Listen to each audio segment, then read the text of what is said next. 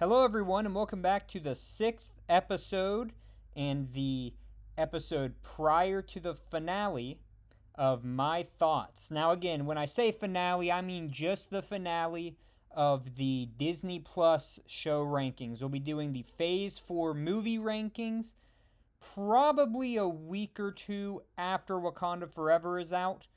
I will, of course, get my power level series up. I will probably do a video explaining my upload schedule and what that will look like moving forward, because with some of the changes coming, there will be some changes made to my upload schedule. But again, we will do my thoughts for the movies, then we'll have a whole new series, which I'm really excited about. So with that being said, what my thoughts is we are currently ranking the seven, not including What If, Disney Plus MCU series from Phase 4. This, of course, is the sixth series we're ranking, Falcon and the Winter Soldier, and so that means that it can only be in one of two spots. And just to recap where the shows fall right now in terms of ranking. At number 2, we have Hawkeye. Number 3, we have Moon Knight. Number 4, we have Loki. Number 6, we have She-Hulk, and number 7, we have Miss Marvel. So that means between Falcon and the Winter Soldier and WandaVision, one of them is going to have to take the number 1 spot, and one of them is going to have to take the number 6 spot. So with that being said, that's what we'll determine today. Now, another exciting thing that should be happening when this video comes out is that this should actually be the day before the worldwide release of Black Panther Wakanda Forever. Probably sometime either before or after this video, I'll be uploading my final thoughts and expectations before I go see the film. I'm going to try to go see it on opening day, and I hope that you all will try to see it on opening day as well. I'm going to probably do a spoiler-free initial thoughts following my viewing of the film, and then after that will be what I think a lot of you guys are waiting for, my power level series. Now, of course, my WandaVision review will be coming out on Saturday. I'm really not going to set a timeline for when my power level series will be out, because I might have to watch Wakanda Forever once or twice more after the first time just to make sure that I think my rankings are accurate. But again, as I've said in those series, those numbers are subject to change. I'll probably do a big revision of some sort later on down the line. But just keep that in the back of your mind when you ultimately watch the next power level series, which will include everything from I Am Groot, She-Hulk, Werewolf by Night, and Wakanda Forever. So it'll be a fully packed episode. Now, outside of all the other series and all of that other information out of the way, let's talk about Falcon and the Winter Soldier. So, right off the bat, I think it is important to note that this series probably had the highest expectation out of any of the Disney Plus series. One of the bigger send-off moments in Avengers Endgame was when Steve Rogers gave Sam Wilson the shield.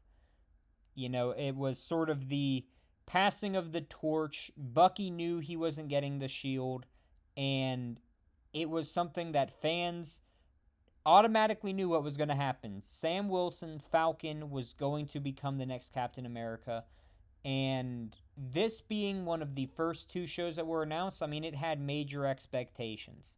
I mean, WandaVision had decent expectations, but I think this show had even larger expectations because, again, Captain America, one of the original Avengers, getting recast essentially, or someone else taking up the mantle, and seeing how they told that story was going to be very important. And that's what you have to keep in the back of your head when we talk about this, is that this was one of the more anticipated series to come from the initial MCU Disney Plus Phase 4 announcement. So, in terms of the two main characters of this series, Falcon first appeared in 1969's Captain America number 117, and he was considered to be the first mainstream black superhero. Now, if you see on the screen right now, I should have a picture of him from the comics. His costume looks a whole lot different than anything we have seen in the MCU. For obvious reasons, I just want to point that out. I always find his comic book costume to be both hilarious, and I really wish that we got to see something like that on the big screen. And maybe we will one day, maybe there'll be a variant of some sort down the line, but I do hope we get to see that costume someday. Now, he officially became Captain America in 2014's Captain America number 25, and basically the explanation in the comics was that the long-term effects of the super soldier serum had sort of worn off, and Steve was like, okay, it's time for you to take over, Sam, and that's how he became Captain America. Winter Soldier, on the other hand, he first appeared in Captain America number 6 in 2004, and again, that was pretty much just a what happened to Bucky Barnes, and again, Winter Soldier has now become one of the more popular characters in the MCU. I think his popularity has fallen off a bit, but at a time, he was a very popular character within the MCU. Sebastian Stan's a great actor, and, he's really, I think, brought a lot more to his role as Winter Soldier than I think a lot of people expected. So starting off with the pros, we have to start off by talking about Baron Zemo, the I don't want to even call him a hero. I don't want to call him an antagonist either. He's just sort of there. He exists to promote his own purpose and ideals, and he does it in a phenomenal way. I think Zemo was one of those sort of throwaway villains that a lot of people, maybe thought we'd see again, but didn't think he'd have a much larger role back when he appeared in Civil War. But this series, you really got to see the backside of Zemo. How did he get all of this wealth, influence, knowledge?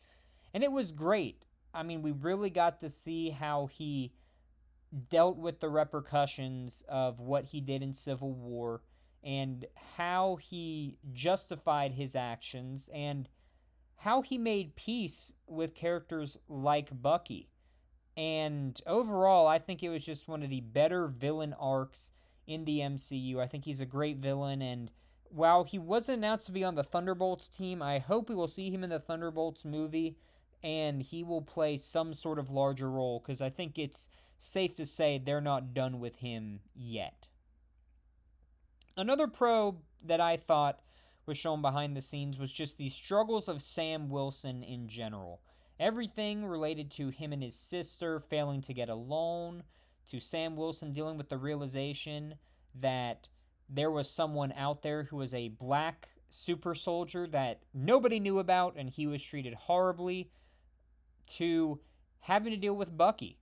I think that all of that really gave depth to Sam Wilson as a person and as a character that we really didn't see.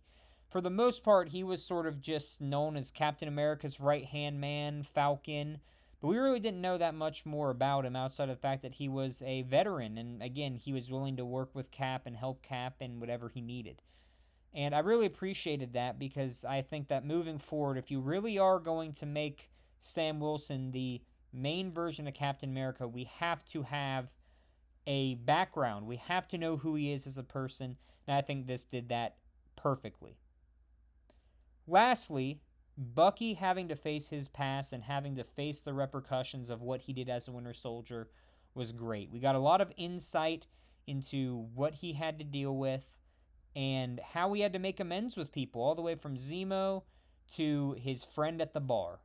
It was a great sort of progression to watch how he went from begrudgingly not being willing to, talk with certain people about certain things to really embracing, he did make mistakes, but that doesn't mean that those mistakes have to define you as a person. And I thought that was excellent. Again, very great character development for 3 characters. Again, one of them who I don't really think was as expected with Zemo, but was really needed with Sam Wilson and Bucky. I think they did a good job progressing both of those characters.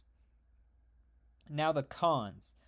First of all, I hate what they did with Sharon Carter.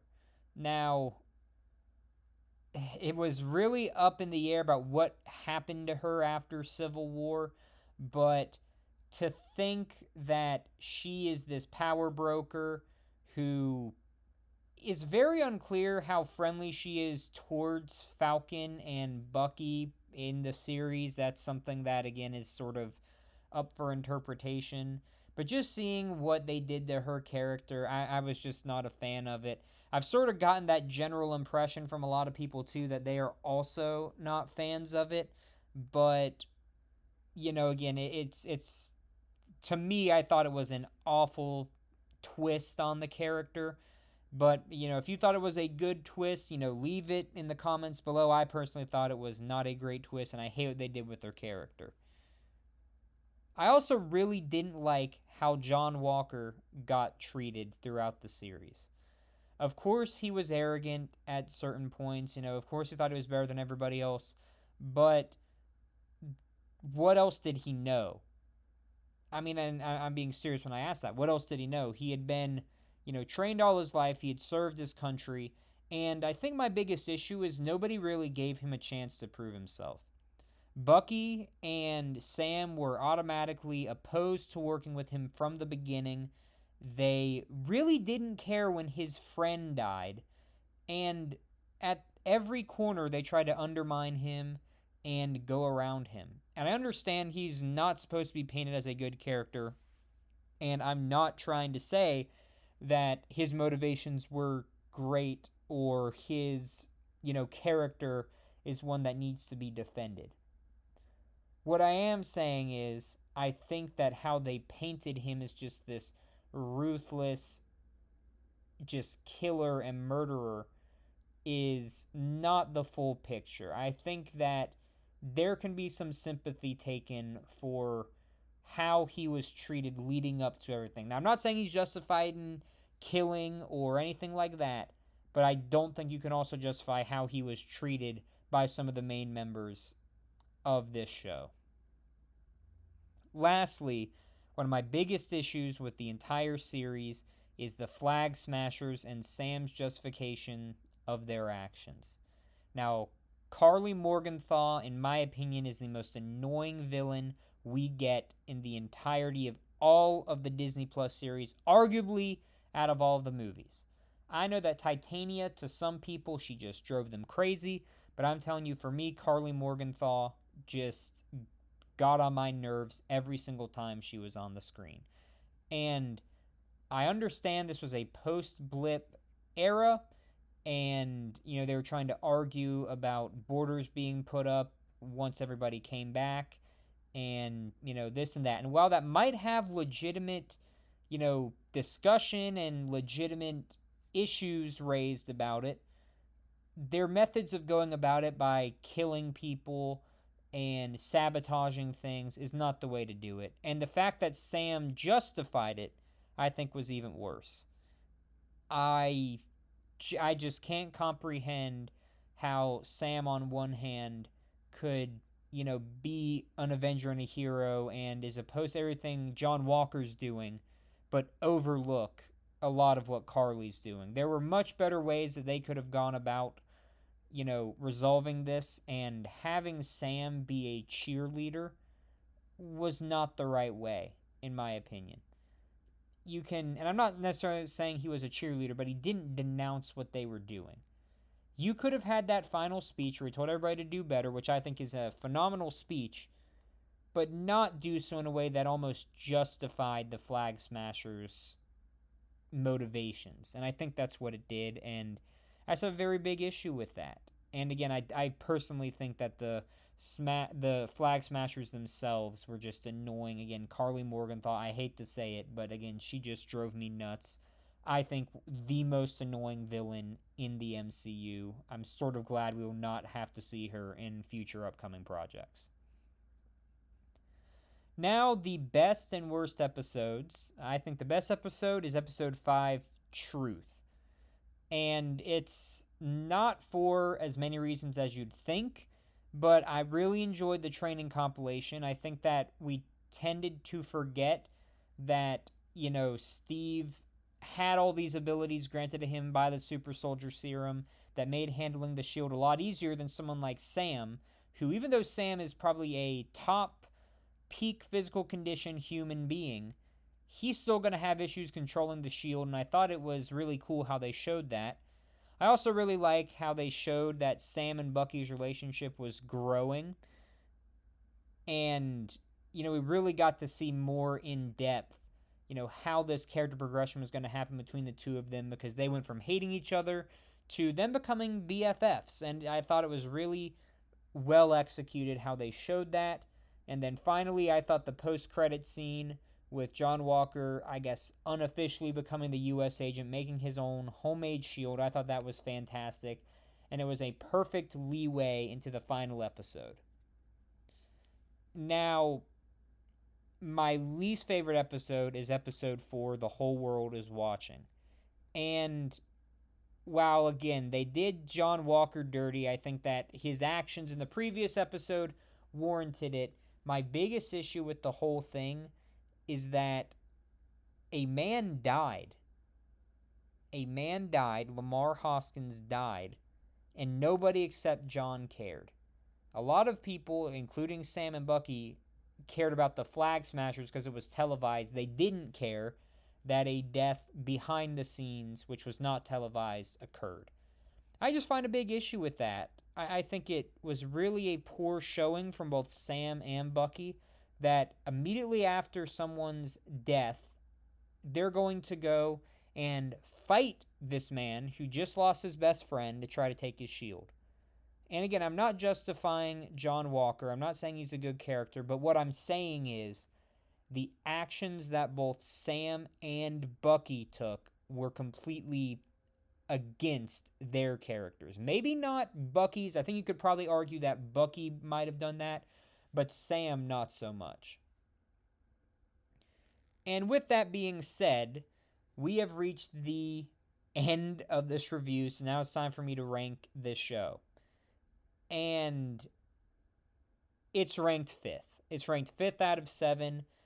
I'm just really not a fan of it. I think that the drop of quality between Loki to Falcon and the Winter Soldier is massive. I think this series is very forgettable. I had to rewatch it. When I rewatched it, I slowly started remembering things, but I really still didn't remember that much from it.